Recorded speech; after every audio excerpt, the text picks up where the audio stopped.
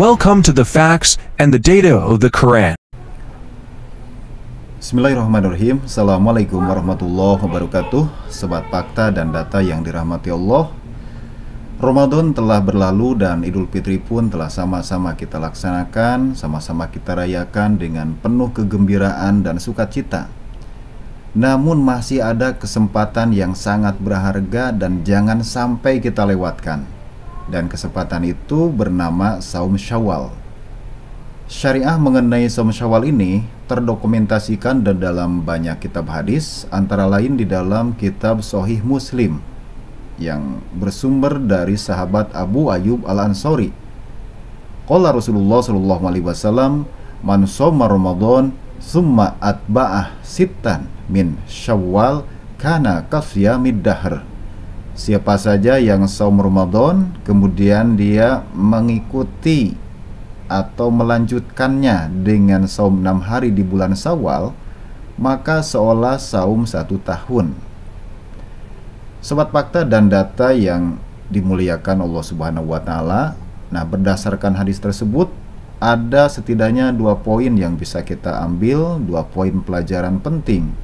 Yang pertama adalah bahwa Saum Syawal ini merupakan continuation atau kelanjutan untuk saum Ramadan, yang mana saum Syawal ini merupakan paket ibadah yang tidak bisa dipisahkan satu sama lain. Namun bedanya kalau status hukum saum Ramadan wajib, sedangkan saum Syawal mustahab. Nah, seperti itu. Kemudian yang kedua, bahwa saum Syawal ini memiliki keistimewaan atau fadilah yang sangat besar, dan ini menggenapi dan juga mengoptimalkan pahala yang oleh Rasulullah disebutkan kasiyamid dahr, bagikan atau setara dengan saum 1 tahun. Sobat fakta dan data Al-Quran yang dirahmati Allah, selain keistimewaan pahala yang besar itu, saum Ramadan pun memiliki fungsi sebagai penggenap ataupun penyempurna atas saum Ramadan, di mana saum Syawal ini bisa memperbaiki atas ketidakmaksimalan, ketidaksempurnaan saum Ramadan. Hal ini ibarat sholat rawatib untuk sholat fardu, di mana fungsi sholat rawatib sebagaimana yang kita mafhumi ini memiliki fungsi sebagai penyempurna atas sholat fardu. Nah, dengan demikian saum Syawal ini bisa dikatakan sebagai saum ba'diyahnya untuk Ramadan. Nah, jadi kalau di sholat fardu ada sholat rawatib itu ba'diyah, qobliyah. Nah, ini adalah ba'diyahnya, saum ba'diyahnya setelah Ramadan. Sobat fakta dan data Al-Quran yang dirahmati Allah, selanjutnya, bagaimana bisa kombinasi antara saum Syawal dengan saum Ramadan ini memiliki nilai dan keistimewaan seperti saum 1 tahun. Nah, dalam hal ini para ulama mencoba memahami dan menafsirkannya, seperti halnya yang disampaikan oleh Imam An-Nawawi pada kitab Syarah Sahih Muslimnya, dan beliau pun menukil sementara pendapat dari ulama dengan berpedoman tentu saja pada Al-Quran. Beliau mengambil kesimpulan sebagai berikut: wa innama kana kasyamid dahr li'annal hasanata bi'ashri amsalihah, paramadhanu bi'ashrati ashur wasitatu bisyahrain. Tiada lain, saum Syawal memiliki keistimewaan seperti saum 1 tahun karena pada dasarnya setiap kebaikan yang kita lakukan itu akan dibalas 10 kali lipat. Nah, dengan begitu saum Ramadan setara dengan 10 bulan dan saum 6 hari setara dengan 2 bulan. Nah, jadi seperti itu. Dan hitung-hitungannya ya sederhana aja, yaitu 30 hari bulan Ramadan dikali 10 sama dengan 300. Kemudian yang 6 hari dikali 10 sama dengan 60. Maka jadi 300 tambah 60 sama dengan 360. Dan ini setara dengan 1 tahun, terlepas lebih dan kurangnya. Namun secara umum hitungannya seperti itu. Sobat fakta dan data data Al-Quran yang dirahmati Allah, sehubungan dengan saum Syawal ini ada beberapa hikmah yang juga mesti perlu kita gali, dan hal ini disampaikan oleh Ibnu Rajab rahimahullah dalam kitab Lataif Al-Ma'arif. Beliau menjelaskan lebih lanjut mengenai saum Syawal ini. Inna mu'awadata siyam ba'da siyami Ramadan alamatun ala qubuli saumi Ramadan, fa inna Allah ta'ala idza taqabbala amala abdin waffaqahu li amalin sholihin ba'dah. Sesungguhnya kembalinya saum setelah melaksanakan saum Ramadan adalah merupakan pertanda, merupakan indikator diterimanya saum Ramadan.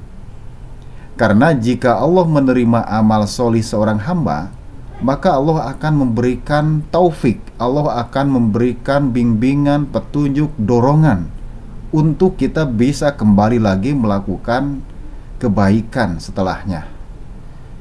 Nah, senada dengan Ibnu Rajab rahimahullah, Al-Hafidz Ibnu Katsir juga turut menegaskan dalam masalah ini bahwa min thawabil hasanah al hasanatu ba'daha. Di antara balasan sebuah kebaikan adalah diberikannya kemampuan untuk kita bisa melaksanakan kebaikan setelahnya. Nah, itu seperti yang disampaikan oleh Ibnu Katsir. Nah, dengan demikian persoalan saum Syawal tentu saja bagi kita itu jangan dilihat dari persoalan bahwa saum Syawal itu saum sunnah yang bila dikerjakan dapat pahala, tidak dikerjakan tidak dapat siksa. Nah, jadi tidak terhenti sampai sana. Kita harus melihat lebih dalam lagi, yaitu bahwa kerelaan, kemudahan, kesungguhan, kemauan kita untuk secara mudah melaksanakan saum Syawal ini sebenarnya merupakan satu anugerah yang besar, yang luar biasa. Ini nikmat dari Allah yang luar biasa besar, tak ternilai. Kenapa? Ya itu tadi, ini merupakan indikator bahwa saum Ramadan kita diterima oleh Allah Subhanahu wa taala. Nah, jadi disinilah poinnya. Sobat Fakta dan Data Al-Quran yang dirahmati Allah, bulan Ramadan kalau kita pikir-pikir, kalau kita renungkan, ternyata betul ini telah membuktikan sesungguhnya kita bisa melakukan saum sebulan penuh. Kemudian Qiyamul Ramadan atau Taraweh kita bisa sebetulnya. Kemudian misalkan Ramadan pun telah membuktikan bahwa kita semuanya bisa membaca Quran. Ada yang khatam sampai 2 kali bahkan.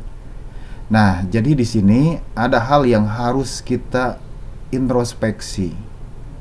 Kenapa kebiasaan-kebiasaan atau amal-amal soleh yang sesungguhnya bisa kita lakukan di bulan Ramadan tidak kita lanjutkan pada bulan-bulan lainnya? Nah, barangkali ini yang harus sama-sama menjadi bahan introspeksi kita semuanya. Yang pasti sungguh bahagia, sungguh beruntung bagi orang yang istiqomah. Apa yang telah dilakukan pada bulan Ramadan ini bisa berlanjut di bulan-bulan yang lainnya. Ini pertanda orang saumnya benar. Sobat Fakta dan Data Al-Quran yang dirahmati Allah, untuk selanjutnya masih terkait dengan saum Syawal, ada frequently question atau pertanyaan yang sering muncul dipertanyakan, yaitu mengenai kaifiyah pelaksanaan saum Syawal. Apakah saum Syawal itu dilaksanakan secara mutatabi'ah, berturut-turut 6 hari sekaligus, atau mutaparikoh, berselang? Nah, seperti itu. Nah, merujuk ke teks hadis ya, hadis-hadis yang berkenaan dengan masalah saum Syawal ini, itu teksnya itu bersifat mutlak. Yakni di sana tidak ada batasan, tidak ada aturan teknis yang lebih rinci mengenai kaifiyah pelaksanaannya. Nah, itu berarti bahwa dalam rangka melaksanakan 6 hari saum di Syawal itu dikembalikan kepada situasi dan kondisi kita ya. Apalagi memang di bulan Syawal banyak undangan-undangan pernikahan dan sebagainya.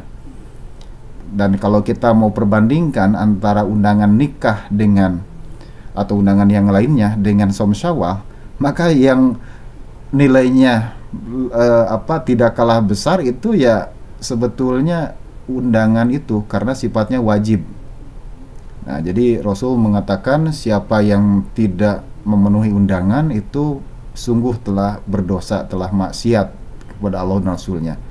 Nah, oleh karena itu tetap bagi kita agar bagaimana undangan bisa kita penuhi, Shaum Syawal bisa kita laksanakan. Istilah bahasa Sunda itu adalah fardu kalaku, sunnah kalampah. Yang wajib bisa kita lakukan, yang sunnah pun bisa kita kerjakan. Nah, seperti itu.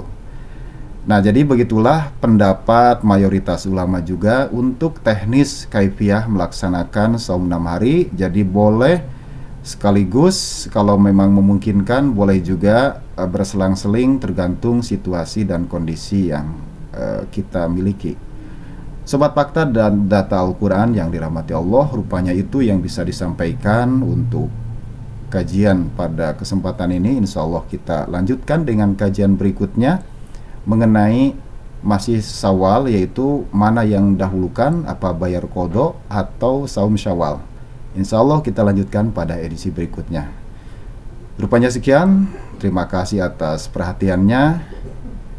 Rabbana atina fid dunya hasanah wa fil akhirati hasanah wa qina adzabannar. Wassalamualaikum warahmatullahi wabarakatuh.